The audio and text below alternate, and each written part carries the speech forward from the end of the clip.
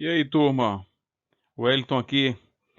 Hoje vamos ver a primeira etapa do processo de desenvolvimento de interface. A gente vai ver nessa videoaula o processo chamado explorar. Vamos lá.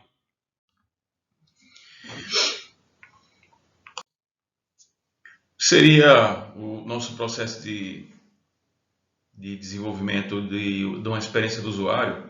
Ele é composto por a etapa de explorar, construir, prototipar, testar e refinar, implementar e observar. Lembrando que qualquer etapa pode ser retornada, enfim, ela é um processo iterativo e incremental.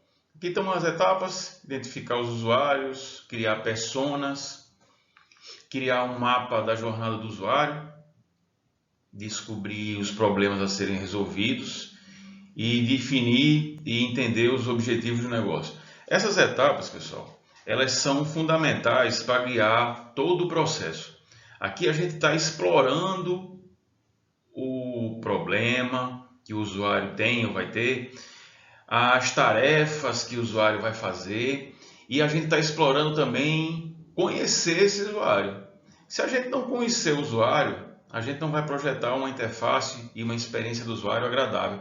E se a gente não conhecer o problema e as tarefas que ele vai fazer, da mesma forma a gente não vai conseguir entregar uma boa experiência. Mas vamos lá. O que seria a etapa de identificar os usuários? Tá? Essa parte aqui, o que a gente costuma fazer é usar aquele post-it para a gente ir analisando e explorando quem é nosso usuário. Aqui, o que a gente faz não é identificar a quantidade de usuários. Por exemplo, eu tenho um setor específico de uma empresa que 100 pessoas vão usar.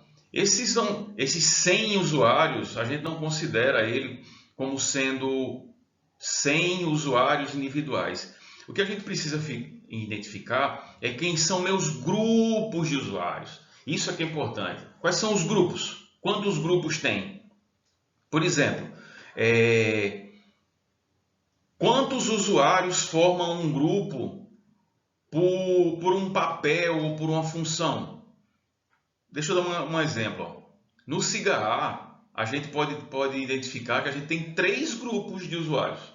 A gente tem um usuário que vai ser o aluno, o usuário que vai ser professor e o usuário administrativo. Então eu tenho 3 grandes grupos de usuários. Tá? Outra coisa que a gente precisa ver: qual a familiaridade dessas pessoas com aplicativos? Ele é iniciante ou ele é experiente? Vocês vão entender mais na frente porque a gente faz esse levantamento.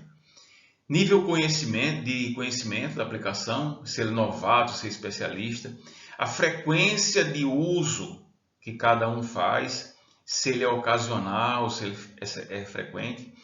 E identificar alguns contextos socioculturais. Isso é importante para a gente não cometer algum problema, inclusive até de lei, um problema legal com relação a um contexto cultural. Ainda em relação a identificar os nossos usuários. Uma etapa que a equipe deve fazer, e essa etapa ela é bem importante, e ela leva pouco tempo. Uma reunião de 40 minutos, 60 minutos se resolve isso. A ideia é que a equipe se junte e planeje como vai ser o envolvimento dos usuários no desenvolvimento. É importante, se a gente conseguir pelo menos um usuário para ajudar a equipe de desenvolvimento da experiência do usuário.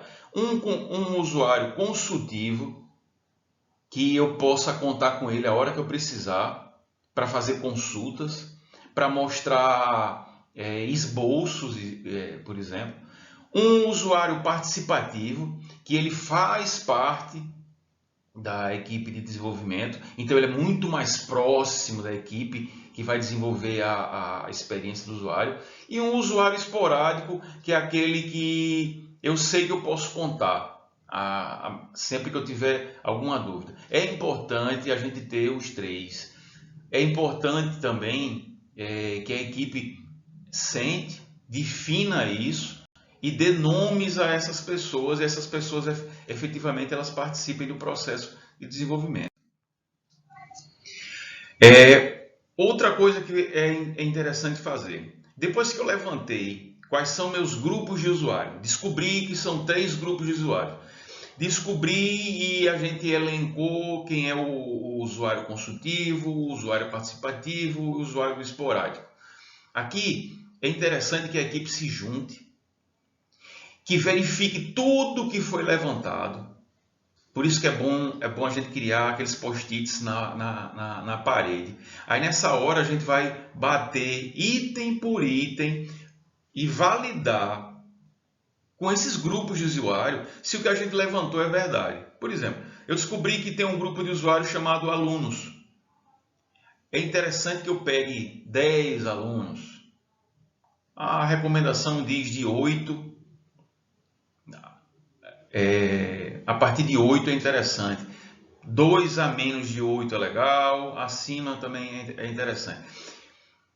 Que eu pegue um grupo de 8, 10 alunos e vá validar com esses alunos se efetivamente o que a gente está levantando, ele procede. E aqui a gente começa a criar as requisições de usuário. Tá? Essas requisições de usuário, elas são os recursos e funções que o projeto deve incluir. Aqui a gente começa a levantar um pouco do que são as tarefas. Eu utilizo essa parte de requisição de usuário, eu uso um documento de caso de uso. Aquela parte da fluxo, o fluxo de funções, eu gosto de usar essa parte. Para coletar os dados com esse grupo de usuários que a gente levantou. Eu levantei que existe um grupo de usuários chamado alunos e eu coletei 8 alunos para fazer uma pesquisa com eles. Uma forma de coletar, tem 3 formas simples de coletar, são entrevistas com ele. Aí para fazer essas entrevistas é interessante que a equipe de desenvolvimento ela se reúna antes e faça o roteiro dessa entrevista. O que é que a gente quer pesquisar? O que é que a gente quer pesquisar realmente nesse grupo de usuário? A gente pode fazer questionários e a gente pode fazer um estudo de campo ou uma investigação contextual. Esse estudo de campo é o que eu considero mais interessante. Estudo de campo, a gente fica um tempo com o usuário vendo ele usar o sistema. Então a gente aprende muito de como aquele grupo de usuário trabalha. Imagina, eu fazer um estudo de campo para verificar o SIGA-A. Eu posso ter um grupo de professores, um grupo de alunos e um grupo de técnicos e passar um tempo, meia hora, com cada um, com 8 pessoas de cada grupo para verificar realmente como é que eles trabalham, qual é o contexto do trabalho dele, o que é interessante, o que não é interessante. E nesse grupo de usuários, de 10 pessoas, vamos dizer, eu posso colocar assim, 3 usuários experientes, 3 não experientes e 4 intermediários. Entenderam como é que funciona? Feito isso, eu preciso modelar meu usuário, né?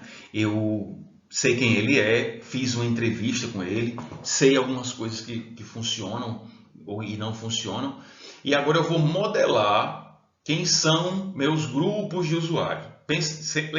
Sempre lembrando, tá? Eu tenho 1000 alunos. Eu não vou ter uma modelagem para cada aluno. Eu vou ter uma modelagem para um grupo de alunos. Tá? Se eu identificar, por exemplo, que existe um grupo de alunos de uma faixa etária específica, de uma condição cultural específica e que são experientes, todos esses alunos fazem parte de fazem parte de um grupo. Né? Quais os atributos que eu coleto nessa modelagem? Os atributos primários. Por que eles acessam um aplicativo, um site? E o que é que eles tentam fazer? Qual é o papel desse meu grupo de usuário? Eu posso colocar como objetivo primário e dividir por necessidades ou estilo. Por exemplo, ele tem um papel, o professor. Tem um professor que tem um papel de professor e coordenador. Né? Isso é um papel. Eu tenho que identificar os fatores críticos centrais, são fatores que podem prejudicar a tarefa, são fatores que não podem faltar na interface, porque senão aquele grupo não vai conseguir chegar. E eu identifico a demografia, aí eu coloco idade, sexo, família, se é casado, se é solteiro, isso faz diferença. Tá? Nível salarial, região e todos os dados demográficos que sejam necessários para a criação daquele projeto específico que a gente está fazendo.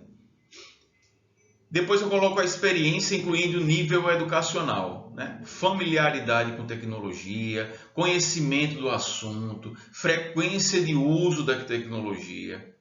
Isso é importante saber.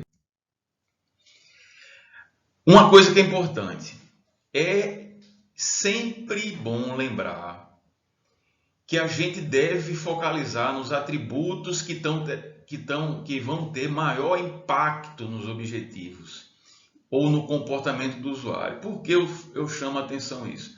Às vezes a gente fica perdendo muito tempo de projeto, enfim, da equipe, para ficar levantando requisitos que não vão ser utilizados, que o usuário não precisa. Ou então, querendo achar soluções que o usuário não precisa. A gente tem que ser minimalista e certeiro. Tá? A gente precisa fazer o que tem que ser feito. É melhor demandar mais tempo para focalizar nos objetivos corretos. Segundo passo que a gente deve fazer aqui, análise da tarefa. A gente analisou nossos grupos de usuário. Agora a gente precisa saber quais são as tarefas. Até porque um aplicativo ele é formado por um conjunto de tarefas. Cada tarefa segue uma sequência e chega no objetivo. É por isso que a gente usa um aplicativo. Quando eu escuto o Spotify, eu tenho um objetivo, tá? Para criar uma pasta de músicas que eu vou escutar e treinar, por exemplo. Eu uso um conjunto de etapas para chegar no meu objetivo, que é criar uma pasta de músicas. Aqui eu preciso fornecer a minha equipe uma visão geral de todas as tarefas que precisam ser realizadas. Todas. Se uma tarefa não for realizada, o aplicativo ele não serve. Não serve. Porque entenda o seguinte, aí para o que não serve eu vou dispor de outro aplicativo? Eu uso um aplicativo de música que não faz pasta. Aí eu vou usar outro que faz pasta e um só para ouvir? Não, o usuário não vai querer isso. Outra coisa que a gente precisa ver são os cenários. São as narrativas textuais ou encadeadas do uso da aplicação. Aqui, para montar um cenário, é interessante eu chegar para o meu usuário e dizer assim, você precisa montar... Eu vou dar um exemplo do cigarro. Você precisa se matricular em algumas disciplinas para iniciar o semestre. Quais os passos que você faz até chegar no objetivo? Tá? Isso é uma narrativa textual que eu posso descrever textualmente. E é baseada exclusivamente na aplicação. E eu tenho que levantar também quais são os riscos da contextualização. Quais os riscos que podem acontecer para que uma tarefa não ocorra. Como é que a gente gera um cenário? O cenário normalmente é feito a partir de uma entrevista.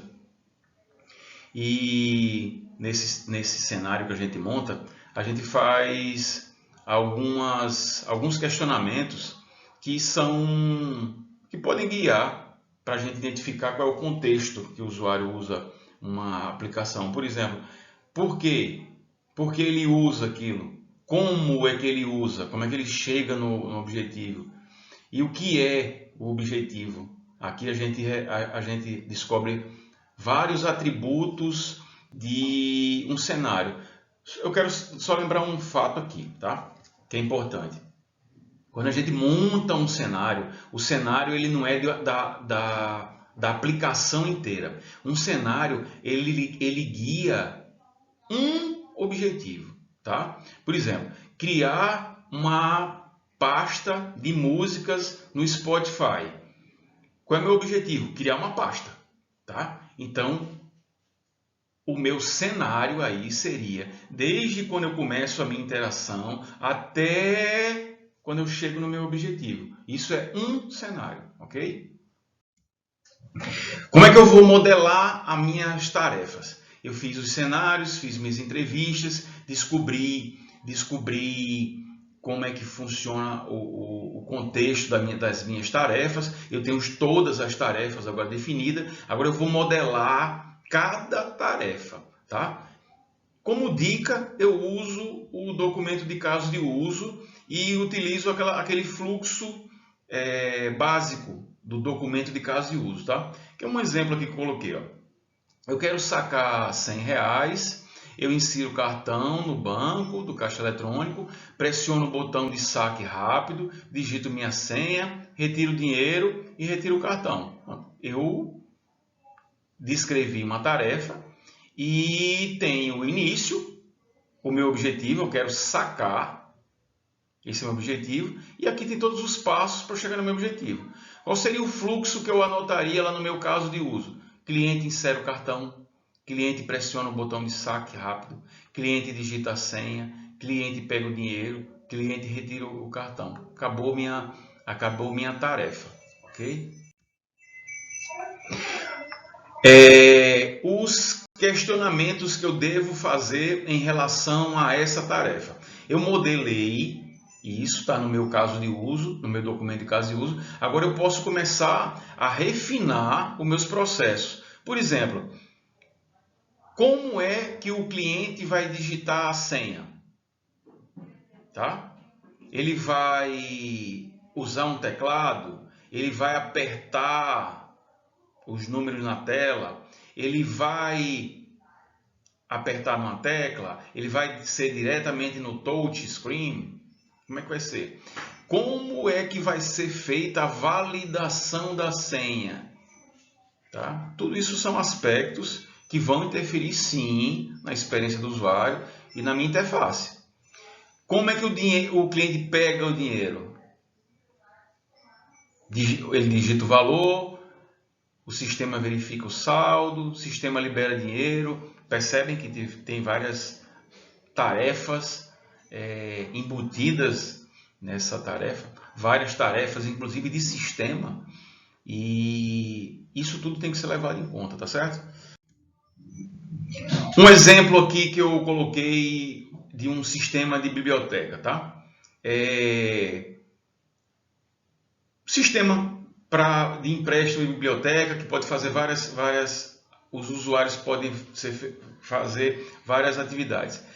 Foram identificados 3 grupos de usuários, tá? 3 grupos. Usuário 1, grupos de usuário. A gente chama de usuário 1, mas aqui são várias pessoas, tá? Usuários da biblioteca, funcionários responsáveis pelo empréstimo e funcionário responsável pelo cadastro de exemplar. Usuários responsável pelo empréstimo e quem cadastra os livros. Tarefas. Consultar uma referência de um livro. Os 3 grupos de usuários fazem isso. Tarefa de reservar um exemplar. O usuário 1 e o usuário 2 fazem isso. O 3 não. porque ele é responsável só por cadastro. Registrar um empréstimo, só o grupo de usuário 2 faz.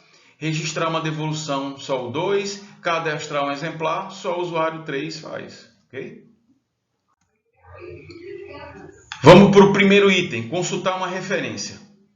Aqui eu tenho um fluxo modelado, que eu posso colocar lá no meu documento de caso de uso, que descreve exatamente como acontece. Se o usuário conhecer os dados precisos da referência, realiza uma busca, inicia uma busca, digita dados, dispara a busca, verifica dados, encerra a consulta. Ok? Consultar uma referência é o objetivo final da minha tarefa, por isso que ele compõe o item principal da minha tarefa. Conhecer os dados precisos é o meu requisito necessário para que o meu objetivo aconteça. E aqui estão os métodos. Iniciar a busca, dispara a busca, são os métodos usados para que o objetivo seja alcançado. A melhor maneira de a gente agrupar um grupo de usuários é usando a persona, tá? Persona é um personagem fictício, ele é um avatar de um grupo de usuário real. Lembrando, faz parte, são grupos reais que eu identifiquei lá no início. E é criado para descrever esse grupo de usuário e como é que esse grupo de usuários se comportaria, tá? Ele representa um grupo de usuários, eu estou chamando bastante atenção nisso, porque às vezes em equipes de desenvolvimento a gente percebe as pessoas achando que cada persona identifica uma pessoa, e isso não é real, tá? E a gente define uma persona, um grupo de usuários que vai fazer parte de uma persona, baseado principalmente nos objetivos desse grupo. No Cigarra, eu montaria uma persona para aluno, meu aluno típico. O que é que o aluno faz? Eu colocaria uma persona. E a persona, ela funciona dessa maneira, tá? Como é que eu crio uma persona? Ela é baseada nas informações que eu levantei nas minhas entrevistas e nos meus questionários lá atrás, quando a gente comentou. Junto à minha população-alvo. Quem é que vai usar o meu sistema, tá? Quantas pessoas eu vou ter? Eu vou ter o número de pessoas que eu consigo identificar todos os grupos de usuários que vão usar o meu sistema, certo? Ou que usam o sistema. Como é que é a cara de um documento persona? Tem vários aplicativos, tá, pessoal, gratuitos aí na internet. Eu vou passar os links para vocês lá no Cigarra de construção de persona. Mas basicamente uma persona é assim, a gente coloca uma foto de uma pessoa. Isso aqui os autores indicam isso para humanizar, tá? Para quando a gente estiver discutindo na equipe, quando a gente pegar um formulário desse, a gente identifique aquele grupo. A gente coloca um item que identifica aquele grupo, tá? Grupo de influenciadores, grupo de professores, grupo de alunos, tá? Ele tem um nome, tem dados sobre aquela pessoa, eu trato como uma pessoa, mas isso reflete um grupo. Comportamento, requisitos, motivações, necessidades, dificuldades. Todos esses dados são relacionados ao objetivo da interface que eu estou criando, tá? São só esses? Não. Pode colocar mais? Pode. Posso colocar dados diferentes, já que minha interface precisa que eu tenha dados específicos? Pode. Mas normalmente a gente tem identificação, motivações, dificuldades, necessidades e os comportamentos daquela persona. Tá? Personas são grupos. E aí vem uma pergunta. Mas se na minha base de usuários ela é muito diversificada? Simples, basta fazer mais personas. Se no meu grupo de alunos, eu percebo que dentro desse grupo ainda é diversificado. Eu tenho alunos que são profissionais e têm uma idade de 40 acima. Eu posso criar uma persona para esse tipo de usuário. Tá? Usuários que trabalham e têm acima de 40 anos. Eu crio uma persona para esse tipo, de usuário. Uma maneira que a gente gosta de fazer, e quando a gente tem espaço, é criar as personas da gente dessa maneira. A gente faz esse quadrado aqui, ó, a gente marca na parede ou no quadro essas linhas e a gente coloca aqui as nossas personas. Quem é o cara, qual a idade dele, o que ele pensa e sente, o que ele ouve, o que ele fala e faz, o que ele vê e quais são as dores, quais são as necessidades dele.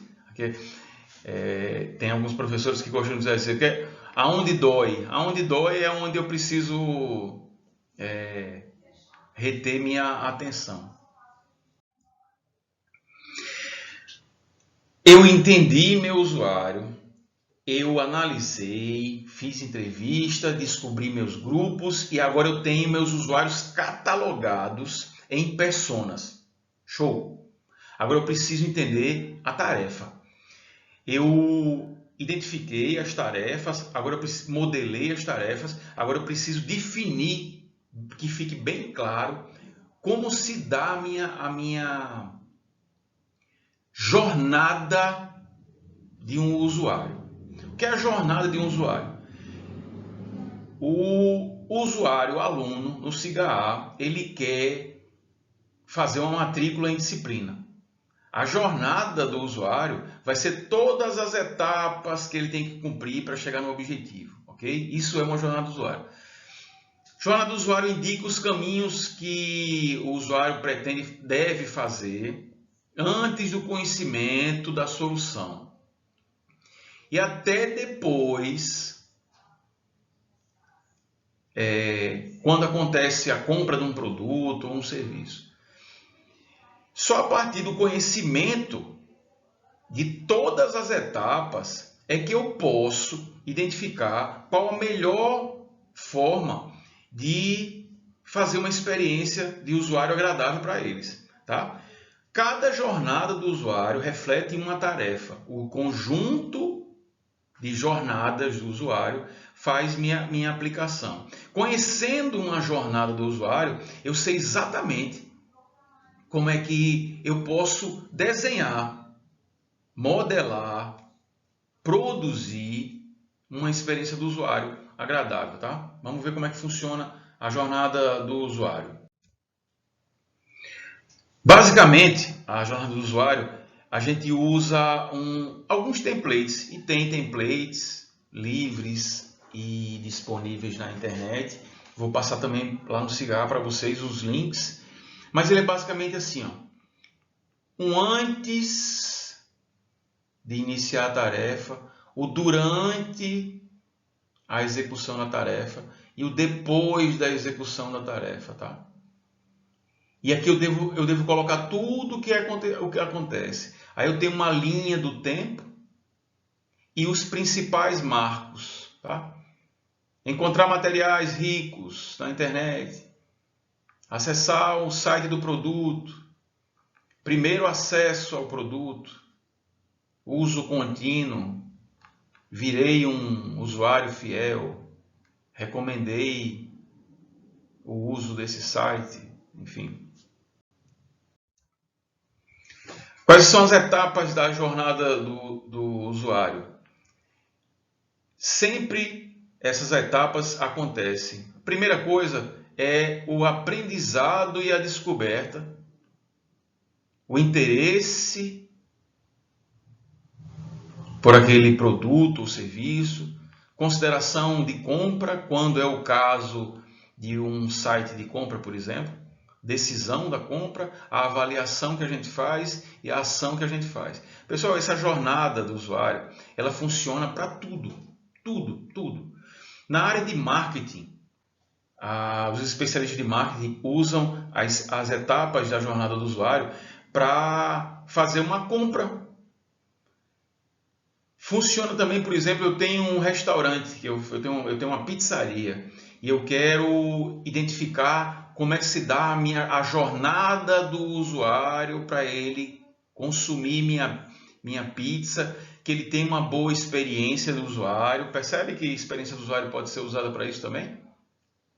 Que ele faça uma boa avaliação do meu estabelecimento, que ele volte e que ele traga novos clientes. Vamos identificar cada uma em separado. Aprendizado e descoberta. O usuário ainda está percebendo um problema, tá? Aí a gente pode levar para qualquer área. O cara quer comprar um livro, por exemplo. Então ele tem a necessidade o problema dele é obter um livro. Como obter o livro que ele procura? Segunda parte, interesse. Aqui, usuário, eu já estou buscando soluções para resolver meu problema. É nessa hora que sites que têm uma boa experiência, eles veem a mente do usuário. Tem um prêmio que se faz no Brasil que é um selinho que bons sites ganham. Chama Best of Mind. São os melhores que vêm na cabeça. Se eu perguntar para vocês assim, refrigerante, o que é que veio na cabeça de vocês? Qual foi a primeira coisa que veio na cabeça de vocês? A primeira coisa que veio na cabeça de vocês, para vocês, é considerado o best of mind. É a primeira reação que o cérebro teve. Quando eu falo em site de compra de produtos, se na cabeça de vocês veio Mercado Livre é best of mind, tá? É assim que funciona. Consideração de compra. Agora o usuário vai começar a avaliar todas as opções que ele tem disponível. Quero comprar um livro. Aí ele tem a Amazon, tem o Submarino, vende livro, a Saraiva vende livro. E aí começa a verificar quais são as melhores condições que eu tenho para a solução do meu problema. Tá? Decisão de compra. Aqui segue a avaliação dos benefícios trazidos por aquele serviço que ele escolheu. Quais são os benefícios? E a Amazon está dando desconto se você comprar no boleto e está dando frete grátis. Avaliação. Aqui entra a avaliação da experiência do usuário, a usabilidade, a interação, a navegabilidade. O usuário, ele comprou. Agora ele vai começar a avaliar como é que foi a experiência dele. Se ele navegou bem. Ele não sabe o que é usabilidade, mas ele pode dizer assim, teve aquelas mensagens lá que apareceram, eu não entendi direito não. Isso é um problema de usabilidade.